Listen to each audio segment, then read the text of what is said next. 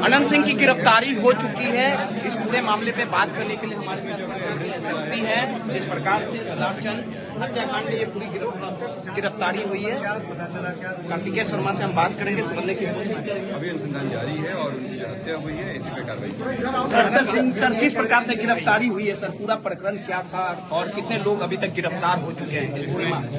हत्या का मामला है, इसमें 3 लोग गिरफ्तारी हुई है और अन्य लोगों पर छापेमारी चल रही है।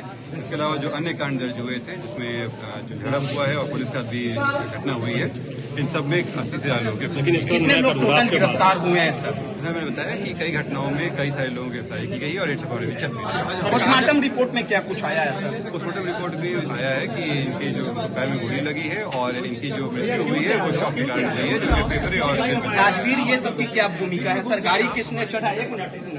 अभी अनुसंधान जारी है, लेकिन वो लोग भी इसके नामित अभियुक्त थे, उन पर भी रेड छापेमारी चल रही है। 3 FIR दर्ज किया गया इस पूरे मामले को लेकर। इस पूरे मामले में कई FIR दर्ज किए गए हैं, जो आपस में है वो है, और जो पुलिस का झड़प हुए वो सभी मामले हैं। करीब 6-7 मामले। छापेमारी में हथियार वगैरह बरामद हुआ है? नहीं, क्या कुछ अभी कोई बरामद नहीं हुआ, पूछताछ अभी नहीं हो पाई है। कहा है कि ये 3 गिरफ्तारी हुई है, इससे स्पष्ट है कि सरेंडर नहीं है, गिरफ्तारी है। और ये बेरना गांव जो बाढ़ के अंतर्गत आता है, वहां से गिरफ्तारी की गई। अभी गिरफ्तारी हुई है, पूछताछ नहीं हुआ है। पूछताछ के लिए हम लोग अलग से कोर्ट में समय मांगेंगे, रिमांड लेके इनसे पूछताछ की जाएगी। इस पूरे पूरे कर दे रहा हूँ कि इसमें इस कांड के इन्वेस्टिगेशन के लिए कस्टोडियल इंटरोगेशन आवश्यक प्रतीत होता है, इसीलिए इनकी गिरफ्तारी की गई है यहाँ पे। क्योंकि जो विधिवत प्रोसेस है उसमें इनको कोर्ट से प्रस्तुत किया जाएगा और वहाँ से हम लोग फिर रिमांड के लिए प्रे करेंगे। क्योंकि अभी इलेक्शन का भी समय हम लोग करना है, तो अभी इमीडिएटली हम लोग शायद ना कर पाए, लेकिन कुछ दिनों के बाद में फिर हम लोग इसमें कस्टोडियल इंट्रोगेशन के लिए रिमांड लेंगे। ऐसे अभी कई प्रश्न हैं कि गोली कौन चलाया, हथियार कहाँ से आए और कौन सी गाड़ी थी। इन सभी के लिए जो अभी तक जो 3 गिरफ्तारियाँ हुई हैं, इसके अलावा जो और लोग जो घटनाक्रम में शामिल थे, उन लोगों की गिरफ्तारी आवश्यक है और उनसे जब पूछताछ की जाएगी तो ये सारी चीज़ें सामने आएंगी और हम लोग वो सब चीज़ें भी रिकवर करेंगे। जब भी गिरफ्तारी होती है तो उनको कोर्ट में प्रस्तुत किया जाता है। कोर्ट के सामने पुलिस अपना पक्ष रखती है और बताती है कि क्यों उनकी गिरफ्तारी आवश्यक है, और इसमें जो कोर्ट के द्वारा फिर इनको जुडिशियल कस्टडी के लिए तो कोर्ट सामने प्रस्तुत किया जाएगा, फिर कोर्ट डिसाइड करेगी जुडिशियल कस्टडी मिलता है। जैसे मैंने आप लोगों को कहा कि अभी 3 गिरफ्तारी हुई है, लेकिन ये अंत नहीं हुआ है, क्योंकि उसमें और लोग भी शामिल हैं। आप लोग भी वीडियो पे देखे होंगे, कई लोग वहाँ पे शामिल थे। इसमें अन्य जगहों पे भी रेड छापेमारी चल रही है। जैसा आपने कहा कि 2 लोगों का नाम लिया, उन लोगों पे भी रेड छापेमारी चल रही है। इसमें अभी अनुसंधान जारी है और उन लोगों पे गिरफ्तारी की कोशिश की जा रही है। मुझे उम्मीद है कि जल्दी गिरफ्तारी की जाएगी, नहीं तो जल्दी की जाएगी, और विधि के अनुसार उसमें और भी तरीके हैं करने के।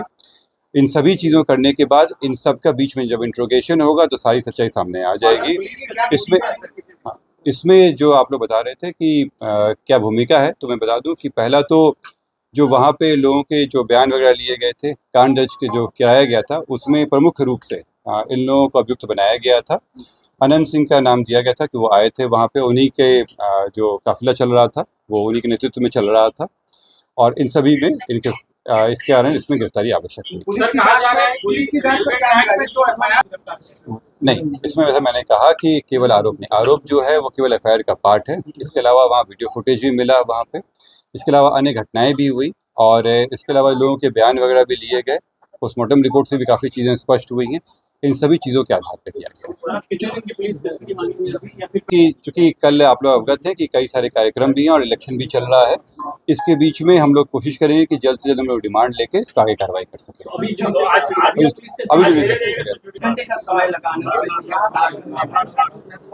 इसका मैं प्रश्न का उत्तर देता हूँ, क्योंकि आप लोग देख रहे थे कि वहाँ पे ये घटना होने के बाद वहाँ पे एनवायरनमेंट जो था वो थोड़ा टेंस हो गया था, और ये आवश्यक था कि जो इस तरह की घटनाएं हुई थी वो और नहीं फैले, और लोगों के बीच में जो टेंशन था उसको डिफ्यूज़ किया जा सके। इसके लिए आवश्यक था कि जो लोग शरारती तत्व थे उन पे पहले कार्रवाई की जाए। इसीलिए कल रात में सभी जगहों पर रेड छापेमारी करके कई लोगों को गिरफ्तार किया गया, और तब तक में जो अनुसंधान था वो भी आगे बढ़ा और अनुसंधान के क्रम में गिरफ्तारी की आवश्यकता प्रतीत हुई।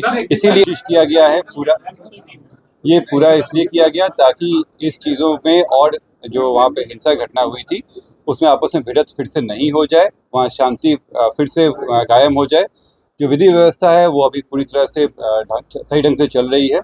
कई जगहों पे जो रेड छापामारी हुई है उसका एक अच्छा इफेक्ट पड़ा है और मुझे पूरी उम्मीद है कि इन सभी कार्रवाई के बाद जो वहाँ पे जो कार्रवाई प्रशासन और पुलिस की कार्रवाई हुई है वहाँ पे चुनाव बहुत ही शांतिपूर्ण ढंग से और विधि व्यवस्था के अंतर्गत किया गया। पहला प्रश्न जो था कि इसमें कोई सीजर हुआ है कि नहीं, तो इस घटना में अभी तक कोई सीजर नहीं है।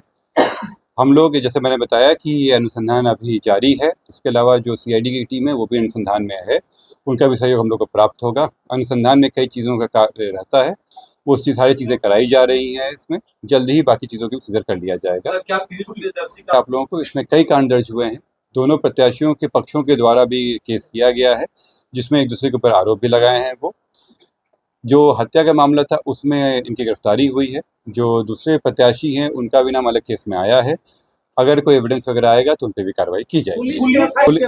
पुलिस जब एफआईआर की थी तो उसमें जो जानकारी प्राप्त हुई थी उसकी वो कॉग्निजेबल ऑफेंस था, उसके तहत उसमें कांड दर्ज किया गया था। उस समय ये जानकारी नहीं थी कि कौन कौन व्यक्ति हैं कौन कौन नहीं हैं, तो उसमें जब पहले कांड दर्ज किया गया उसमें अज्ञात व्यक्तियों पे कांड दर्ज किया गया और जब वीडियो फुटेज के आधार पर पहचान करते हुए लोगों की गिरफ्तारियाँ की गई। हर एक चुनाव को इस तरह से लेते हैं कि बड़ी शांतिपूर्ण ढंग से हो। किसी भी असेंबली कंस्टिट्यूंसी में जो इलेक्शन है बहुत ही शांतिपूर्ण ढंग से, जो कानून कहता है उसके तहत वो इलेक्शन हो और एक हमारी कोशिश रहती है कि उत्सव का माहौल रहे। इन सभी चीज़ों के लिए कई तरह के कार्य किए जाते हैं ताकि लोगों में कॉन्फिडेंस भी रहे। और ये आप लोग देख रहे होंगे कि पिछले कई दिनों से ये कार्य चल ही रहा था और उसी के तहत मोकामा पे भी हमारी विशेष नज़र थी और इसीलिए वहाँ पे ज़्यादा संख्या में सीएपीएफ पर डाला गया था। और मुझे अभी जो सारी कार्रवाई की गई है और अभी जो पुलिस कार्रवाई चलती रहेगी इससे वहाँ पे शांति व्यवस्था बनी रहेगी। यहाँ पे कई अब टीम बना के किया जा रहा है। आज चेकिंग वगैरह भी हुआ था, प्रत्याशियों की गाड़ियों को भी चेक किया जा रहा है। साथ ही मैं आप लोगों को अवगत भी करा दूं कि जो वहाँ पे सभी प्रत्याशी जो तीनों प्रत्याशी हैं तीनों पार्टी के, उनके साथ में जब भी वो प्रचार प्रसार के लिए निकलते हैं उनके साथ मजिस्ट्रेट, पुलिस बल और वीडियोग्राफी साथ में रखा जा रहा है ताकि उनकी गतिविधियों पर नज़र रखी जा सके। ये वो क्या एक्टिविटी कर रहे हैं और संवेदनशीलता को देखते हुए जो तीनों पार्टी के प्रत्याशी हैं उन तीनों के साथ रखा गया है। जो जब भी वो प्रचार के लिए निकलते हैं उनके साथ में वो ये टीम रहेगी। ये कार्य हम लोग अन्य असेंबली कंस्टिट्यूंसी में भी करेंगे।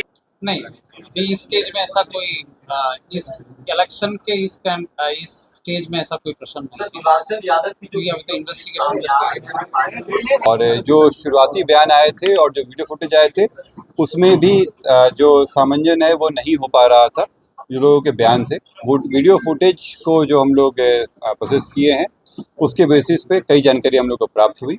इसलिए मैंने कहा कि जो एफआईआर के अलावा जो इन्वेस्टिगेशन आया है उसके तहत कार्रवाई की गई है। जो आप कह रहे हैं वीडियो फुटेज के बारे में, मैं बात पूरी कर लूँ। जो इन्वेस्टिगेशन में आया है उसके तहत कार्रवाई की गई है, पर वो हमारे इन्वेस्टिगेशन का पार्ट रहेगा जो वीडियो फुटेज आया है। इस जो हत्या मामले में 3 गिरफ्तारी है। इसके अलावा जो अन्य जो घटनाएं हुई थी इसमें मारपीट की घटना है, लोग घायल हुए थे, पुलिस से झड़प हुई थी, उसमें 80 के आसपास लोगों से पूछताछ करके गिरफ्तारी की जाती है।